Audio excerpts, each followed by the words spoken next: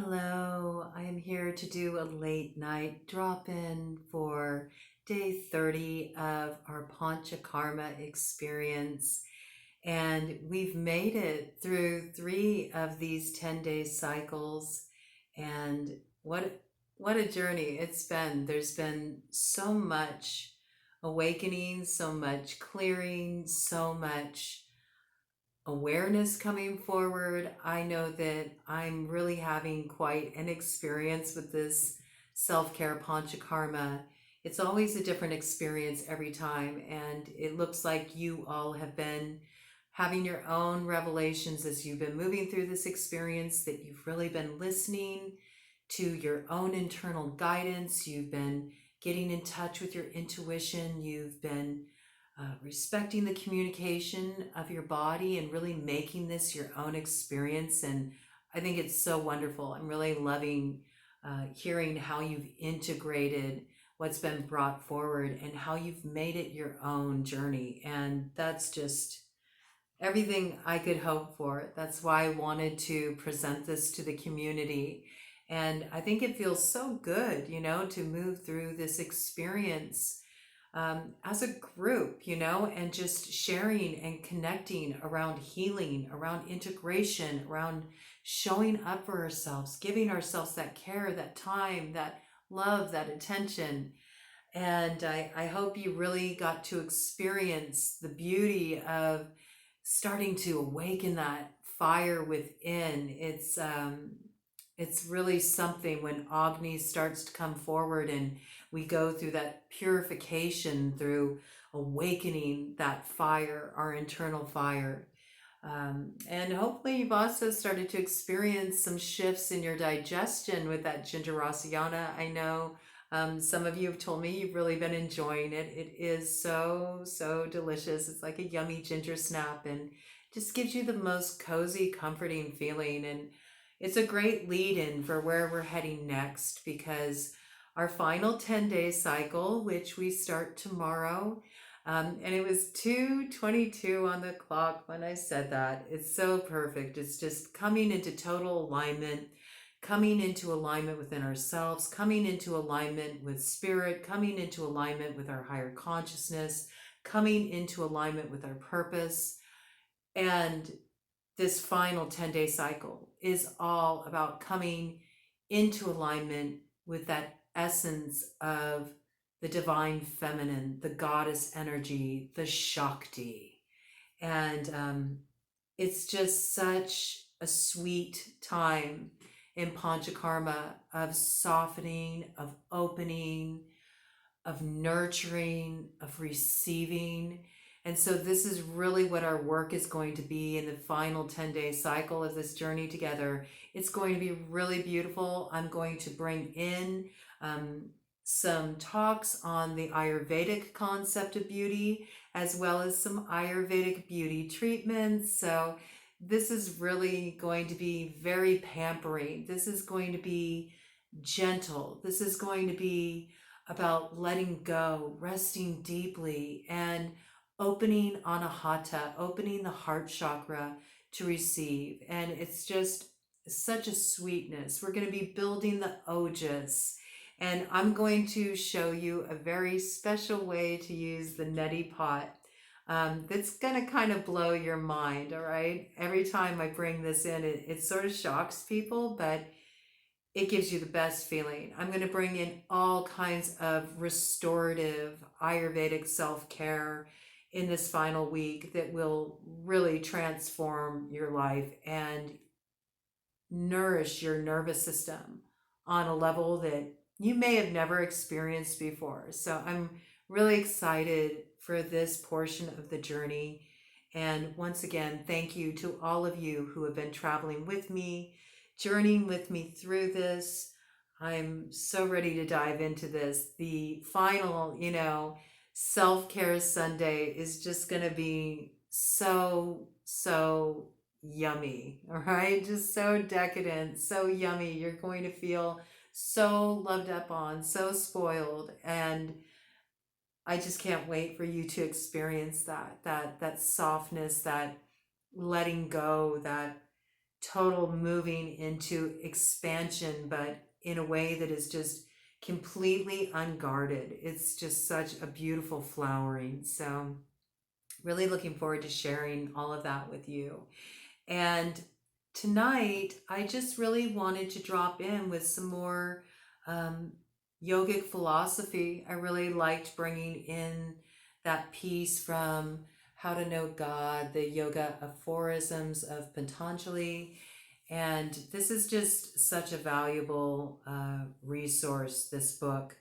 It is translated with a commentary by Swami Brahmananda and Christopher Isherwood, and this is a classic. The guidance in this book dates back 2,000 years, over 2,000 years. So this book has really stood the test of time, and it's a guidebook. It's a guidebook for understanding the shifts, the changes, the energetical awakenings, that happen in the subtle body as you are progressing on the path of yoga, as well as certain siddhis that you encounter along the way, certain powers, certain potentialities that awaken within yourself, and also how to even transcend those, to not get stuck in this place of chasing the siddhis, but moving beyond that. So it's really a very educational book on how to move through your evolution.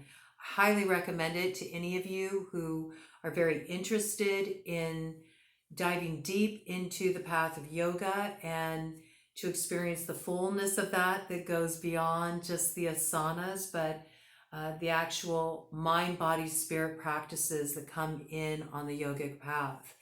And so I thought we would just do a little bibliomancy like we did this last time to get some wisdom from this book, from Patanjali's words, to help kind of sum up our journey up to this point and prepare us for the heart opening, the softening, and the willingness to let go so we can receive that we will be moving into this week. Okay, so let's see what comes forward for our guidance.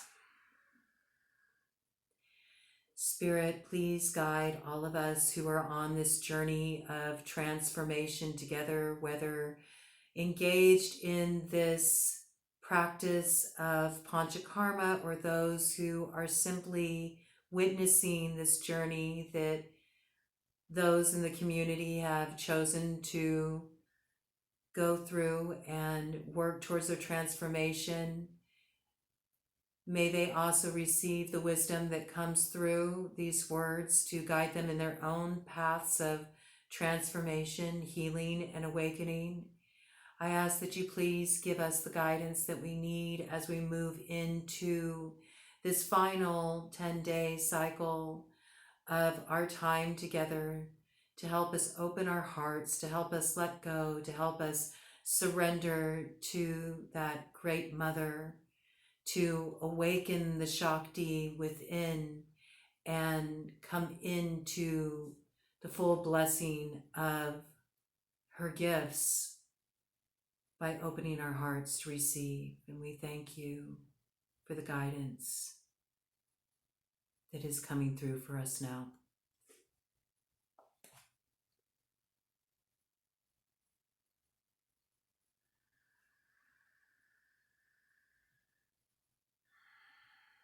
The object of experience exists only to serve the purpose of the Atman. Though the object of experience becomes unreal to him who has reached the state of liberation, it remains real to all other beings. The Atman, the experiencer, is identified with Prakriti, the object of experience, in order that the true nature of both Prakriti and Atman may be known. This identification is caused by ignorance. When ignorance has been destroyed, this identification ceases. Then bondage is at an end, and the experiencer is independent and free. These aphorisms would seem at first to express a paradoxical idea. When Patanjali says that the experiencer is identified with the object of experience in order that the true nature of both may be known, and then adds that this identification is caused by ignorance, we feel a certain bewilderment.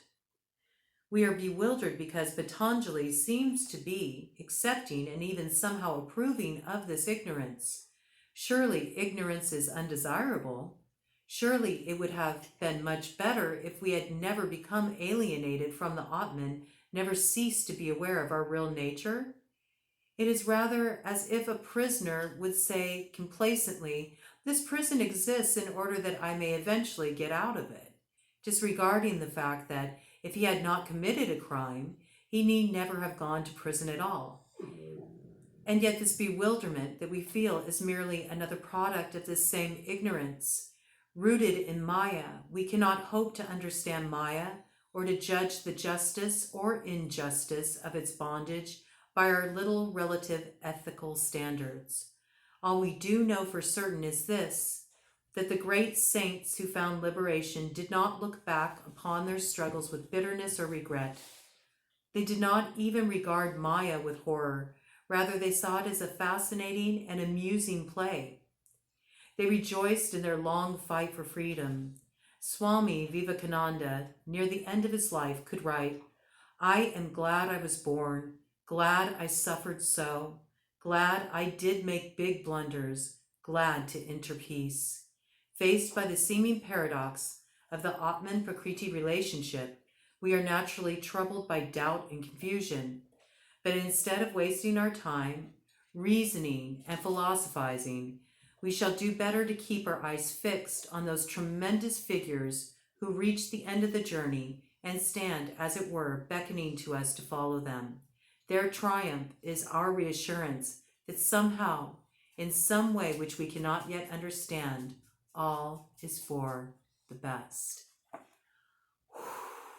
I think that is so perfect because we are in such a time of letting go. 12:12 on the clock when I said that.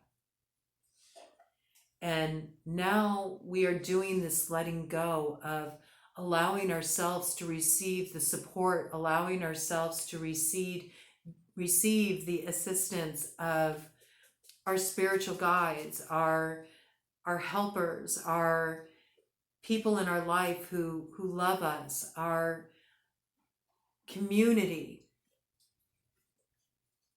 our higher consciousness, our awareness, our willingness to let go, how we're instantly supported the moment that we let go, the moment that we allow, the moment that we release and we move into that softness, not trying to direct the energy, but just entering that flow of awareness, appreciating the mistakes, the blunders, the human experience, appreciating the times when we felt like we were brought to our knees, when we felt our most wounded, when we didn't understand our losses, when we felt confused in our struggles, and understanding how all of this is a gift. And this has been such a big theme that's been coming forward with this lunar cycle that we're moving through, and with all of the retrograde energy. It's time for us to release that attachment to that suffering. It's time to move more into the spirit of, and this too, this is just another part of this human experience, and it too serves a purpose. It serves the purpose of awakening us. And sometimes awakening can be uncomfortable, right? It's not always a pleasant experience. Sometimes it can be jarring for our senses. Sometimes it can make us feel like the ground is moving beneath us. But there's something that happens in that state of flux, that in-between place before the new cycle begins. When you're wondering how things are going to progress, how things are going to develop, it's that present moment that is neither past nor future, but right now, which is the only time we really have this moment. and how precious it is, and how perfect it is, however it shows up, how perfect it is, even in our places of brokenness. So let those words give you some comfort today as you just allow them to sink in about the perfection of what seems imperfect on the surface, and how everything in this life is actually working for us and not against us, even when it's hard, even when it hurts, even when we don't understand. It's all there to provide us with a pathway of awakening. And I really feel like this is the energy we need to move into now, is instead of focusing our awareness on what we associate with suffering, feeling trapped, feeling stuck, feeling bound to what's caused us pain, what has caused us to feel regret, where we may feel guilt, where we may feel we didn't show up as our best self, allowing ourselves to have that grace, that compassion with ourselves, where we can let go and we can understand that this too was a gift, and put our awareness on what was allowed to flower within us through that ground of experience. It's like the lotus flower, right?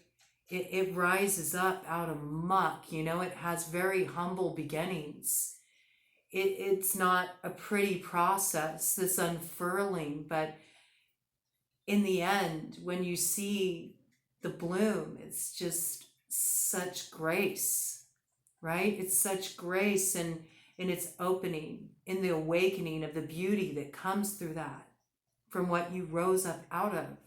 So I think this is just such a beautiful message, and I know I'll probably tune into this and listen to it again myself, just to really capture that essence and let it sort of marinate in my consciousness as I prepare to enter this week of softening, opening, building the ojas, that nectar of life, and coming into that space of joy and fullness. And it's really this like Ace of Cups energy, where you feel all of that beautiful Adi Shakti, just pouring into you, filling you to the brim, this inexhaustible sense of fullness that doesn't just nurture you, but all of life around you, all who come into contact with you.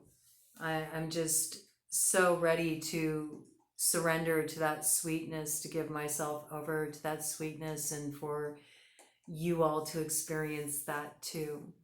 And I think I do want to pick one of these Life Path Oracle cards here, just to see if there's any special message the Pathfinder wants to bring forward for us as we prepare to enter into this last 10-day cycle of our 40-day Panchakarma journey together. Any guidance for the way forward, and how we can facilitate this heart opening, how we can facilitate this softening, this letting go, this awakening to compassion, to allowing Anahata, the heart chakra, to really move into that place of expansion, so we can clear the channel and receive all the blessings that want to pour into us, so they can also be poured out through our actions in the world to bring that same nurturing love, tenderness, compassion, peace, and healing to those around us.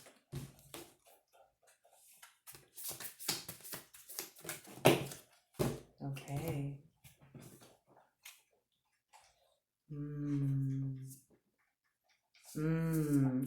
Ooh, so perfect. This is so perfect because of what I'm bringing in. I'm not going to reveal everything, okay? But we have Yeshi Shokal, okay?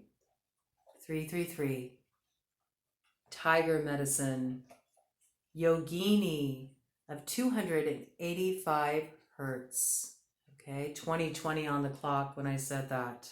Brought that one in. And we have Bastet of 174 hertz. Okay, so we got a couple hertz frequencies to work with as we open up the heart center. I believe these will be very supportive. This Yeshi Shokya, okay, 333. Tiger Medicine is all about having the courage to move forward, having the courage to move forward and the endurance to move forward. It's about the ability to endure what challenges you and to keep moving through it. So I really see this as a sign that we have a lot of strength on our side to help us move through those blockages in the heart so we can actually expand into greater states of surrender and really allow ourselves to receive everything that wants to pour into us, which is so beautiful. And with that 333 energy, of course, we have support for this. We're going to receive the support. And it was 2133 when I said that. Again, 333, okay? So we have the support of our guides. Call in your spiritual helpers. Call in your ancestors. Call in the angels. Call in the Devis. Call in the goddess, the god. Whoever your spiritual support team is, call them in. They're here to help you move through this.